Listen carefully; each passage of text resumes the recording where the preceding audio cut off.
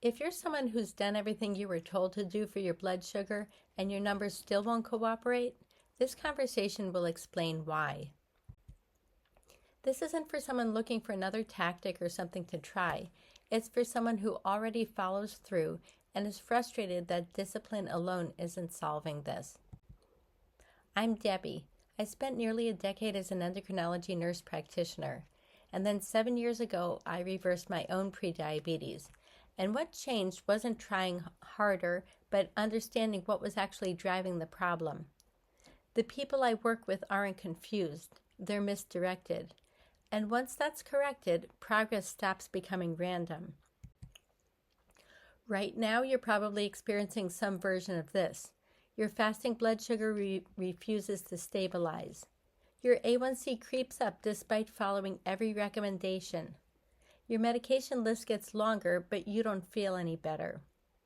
Your weight won't budge no matter how much you exercise or how few calories you eat. Your body responds unpredictably. You can do everything right and still get inconsistent numbers. So if any of this feels familiar, here's the important thing to understand. It's not random, and it's not because you're missing something. Let me show you what's actually happening with this. No doubt you're doing exactly what the traditional model has trained you to do. Take your metformin, maybe add a GLP-1. Cut your carbs as low as you can tolerate. Track and log every meal. Test your blood sugar multiple times a day.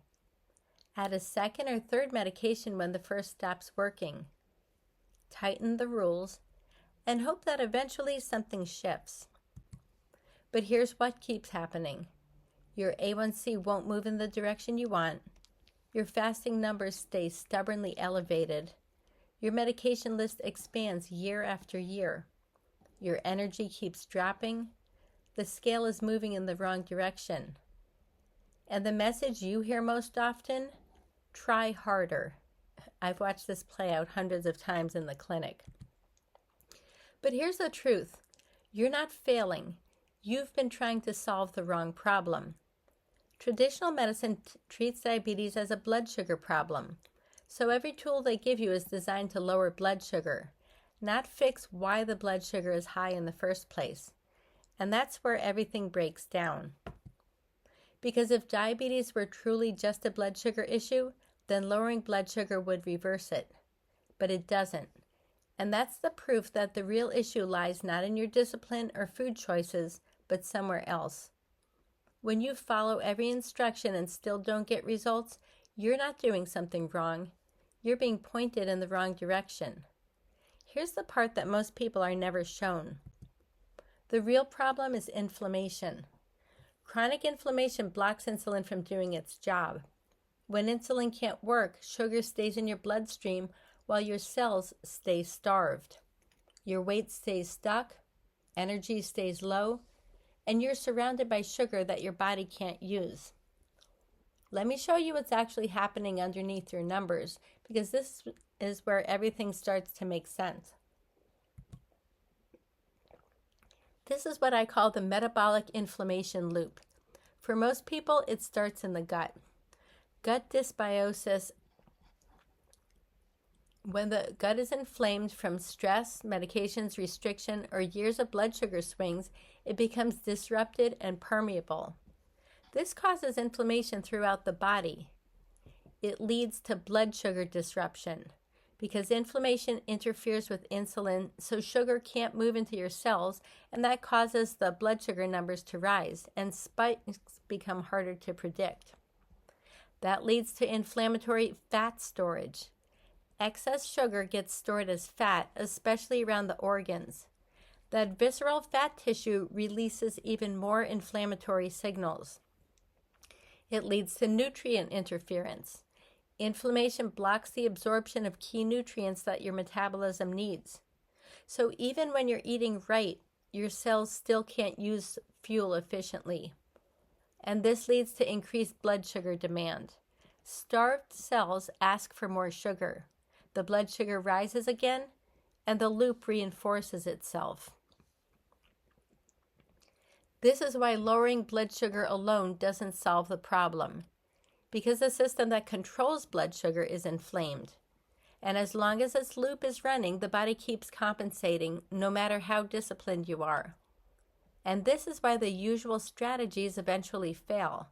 Medications plateau, keto works temporarily and then loses effectiveness, fasting backfires, and your numbers fluctuate even on perfect days. Not because you're doing them wrong, but because none of them were designed to stop the loop. It's like mopping water off the floor while no one looks up to fix the leak. As long as the leak continues, water will always come back. And once you recognize this cycle, this belief changes everything. When you break the metabolic inflammation loop, insulin starts working again and blood sugar stabilizes as a result, not a fight. At that point, focusing only on blood sugar stops making sense. And what does start to make sense is a different sequence. Reversal doesn't happen all at once. It happens in 3 distinct shifts. The first one is where everything actually begins. Now that you understand the real issue driving diabetes and why the traditional tools can't fix it, let's talk about how inflammation actually shows up in your body and why this is the starting point for real reversal. Because inflammation follows a very predictable pattern, and when you understand that pattern, the entire picture clarifies. Here's what it looks like in your day-to-day life. Fasting numbers that are high even without eating. Afternoon crashes because your cells aren't getting usable fuel. Loud cravings. Your weight stays frozen. These aren't random, they're signals. The mistake most people make is responding with more restriction, more rules, more pressure. So they cut more carbs, eliminate more foods, push harder, increase medications, and tighten the rules even more. But restriction adds stress, and stress worsens inflammation. A stress system can't heal, it inflames further. So instead of improving insulin sensitivity, these strategies increase stress hormones, drive blood sugar higher, amplify inflammation, and deepen the metabolic dysfunction. Since type 2 diabetes is a metabolic disorder, this is counterproductive. This is where people say, I'm doing everything right and nothing is changing. They're working on the wrong problem. They're mopping harder while the leak is still there. Your metabolism isn't stuck because you need more discipline or fewer carbs or more medication or more restriction. Your metabolism is stuck because inflammation is running the show. And until inflammation drops, insulin cannot function the way you expect it to. But here's the good news. When inflammation calms, everything changes. Insulin works, glucose moves into your cell, blood sugar stabilizes, energy returns, cravings quiet. Your weight finally comes responsive because you remove the interference. So you begin with the root cause reversal method, which focuses on healing the gut inflammation axis, because for the vast majority of people with diabetes, that's where the metabolic leak begins. You do this by identifying and removing gut-driven inflammatory triggers, repairing the gut lining, restoring balance in the microbiome, reducing metabolic stress so insulin sensitivity can return. This is the foundation. Nothing stabilizes and nothing reverses until inflammation does. This is the first major shift that breaks the cycle your body's been trapped in. This can sound abstract until you watch how it plays out in a real person. So Dan is a perfect example of how addressing the root cause transforms everything. He came to me after a hospital scare with an A1C of 6.4. His doctors gave him the standard advice: lose some weight. If things don't improve, you'll need medication. When he followed the advice exactly, including a healthy bedtime snack recommended by the dietitian, his blood sugar worsened. After addressing the root cause with the inflammation reset, his fasting dropped below 100, his A1C normalized, his weight began moving, and he felt more energetic than he had in years. Dan's story shows what happens when you remove the interference. Inflammation drops and the system finally responds. But here's what surprises people. Even when the numbers improve, a metabolism that's been controlled for years doesn't automatically know how to function normally. That's the problem that the second shift solves. This is the phase most people misunderstand. They think, my inflammation is better, I should be done. But a metabolism that's been controlled for years has lost flexibility.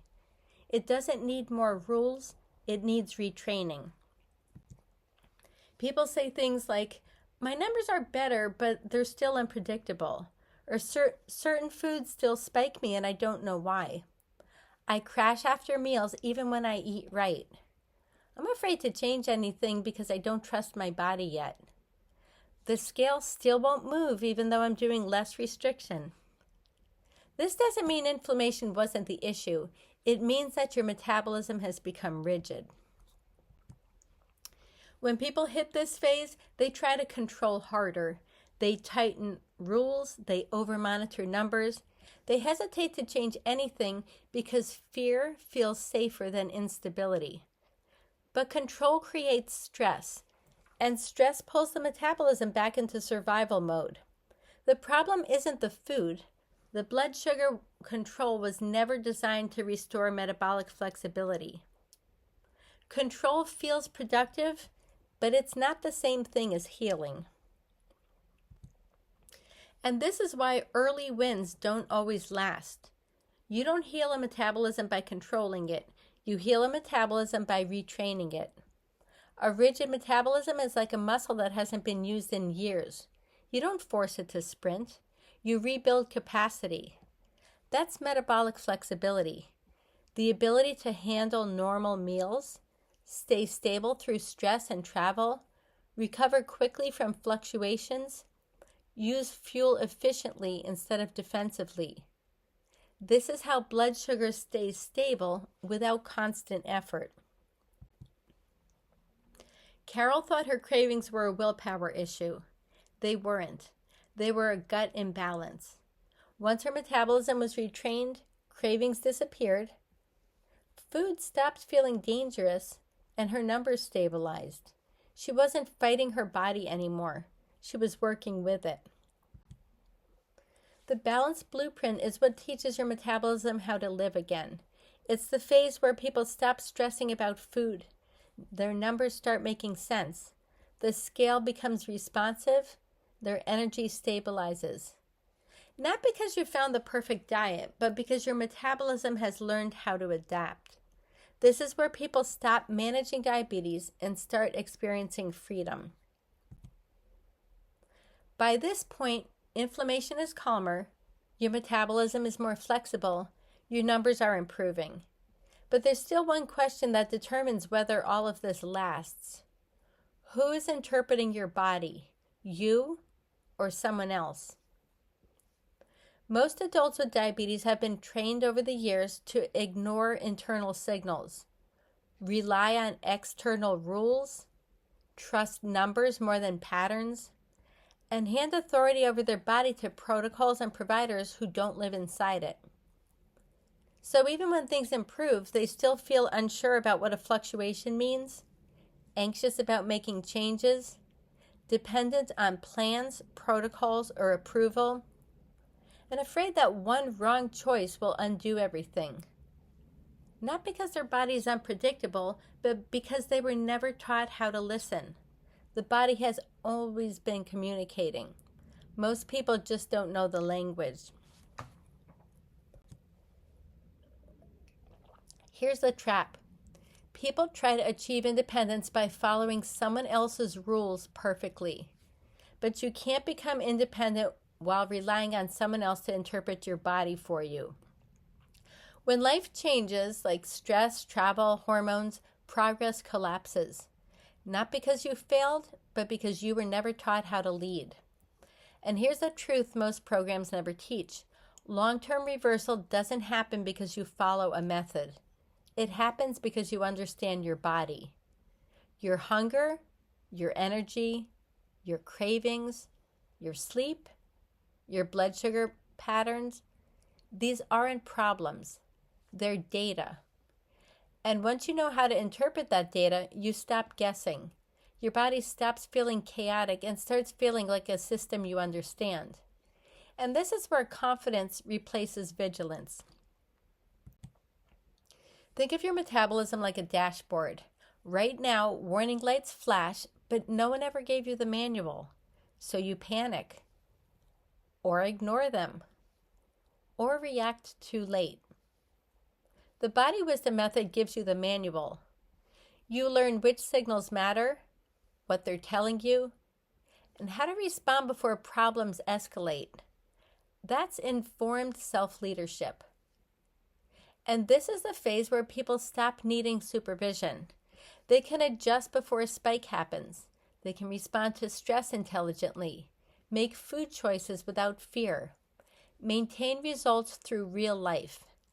Not because they're perfect, but because they're fluent in their own body. This is the difference between following a method and leading your health. Let me show you what this looks like in real life. This is what happens when inflammation is removed and the system is allowed to regulate. Since 2020, my A1C has ranged from 5.3 to 5.5 on no medication. This is what happens when the system starts working again.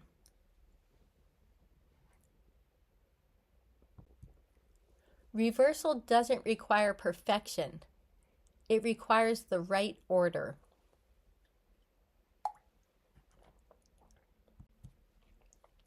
Everything we've talked about today comes back to one truth. When you break the metabolic inflammation loop, your body remembers how to regulate blood sugar naturally. You remove the interference, you rebuild adaptability, you restore authority. That's the difference between managing a condition and solving the system. Now let's pause here for a moment. You don't need more information. If information alone changed outcomes, you wouldn't still be dealing with this. You've already invested years and likely thousands of dollars into medications, diets, tracking, and effort. You've done the research. You've followed through. What's been missing isn't effort or intelligence. It's clarity. Clarity about where your body is actually stuck, clarity about what's driving your numbers, and clarity about what sequence would actually make sense for you. And that's what the next step is designed to provide. Let me slow this down because this is the decision point. What you heard today isn't a new tactic. It's an explanation for why everything you've tried should have worked and didn't.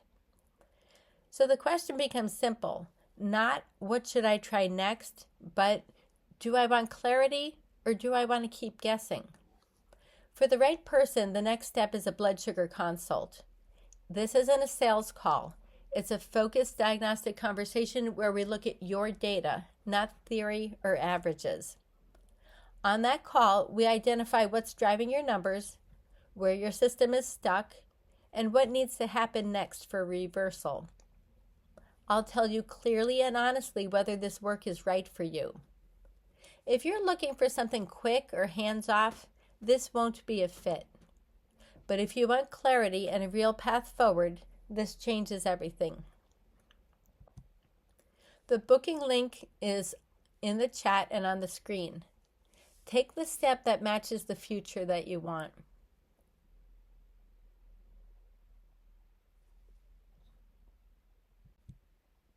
Before we close, I'll take just a couple questions, only the ones that would help you decide whether a blood sugar consult is the right step.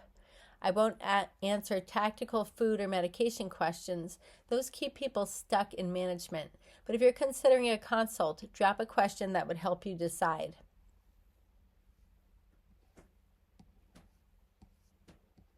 If nothing's coming up yet, that's okay. Most people need a moment to translate what they just heard into their own situation. I will answer one question that comes up almost every time because it helps people decide.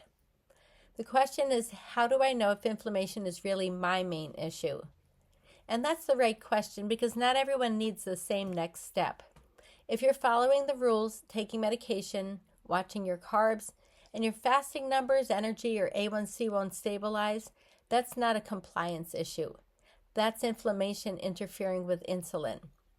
The consult is where we look at your patterns and determine whether you're actually stuck in the metabolic inflammation loop or if something else is driving it. That question and how I answered it is exactly what this work is about.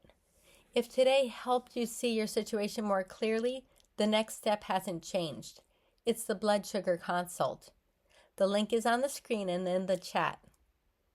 I'm going to stop here and leave it up for another minute so you can make a clear decision without more noise. Thank you for being here.